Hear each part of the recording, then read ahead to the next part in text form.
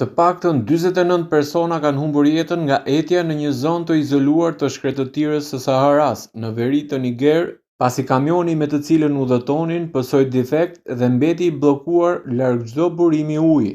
Sipas autoriteteve lokale, grupi po kthehej nga Mali, ku kishte marrë pjesë në një festë myslimane.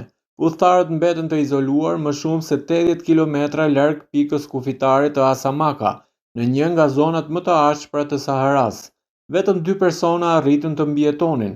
Ata ecën përmes shkretëtirës për të kërkuar ndihmë dhe njoftuan autoritetet për tragjedinë. Kur ekipet e shpëtimit mbërritën në vendngjarje, gjetën 10 trupa të pajetë pranë dhe poshtë kamionit të ndaluar.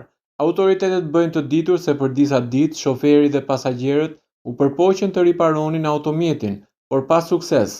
Të mbetur pa ujë dhe pa mundësi komunikimi, ata nuk mundën t'i mbijetonin temperaturave ekstreme të shkretëtirës. Gjatë operacionit të shpëtimit, ekipet hasën edhe një tjetër kamion të bllokuar me më shumë se 60 persona në bord. Këtë herë udhëtarët u shpëtuan në kohë, pasi morën ujë dhe ndihmë teknike për riparimin e mjetit. Autoritetet e Nigerit theksojnë se tragjedia nxjerr në pa rreziqet e mëdha me të cilat përballen mijëra emigrantë dhe udhëtarë që kalojnë përmes Saharas, një nga rrugët më të rrezikshme të emigracionit drejt Evropës.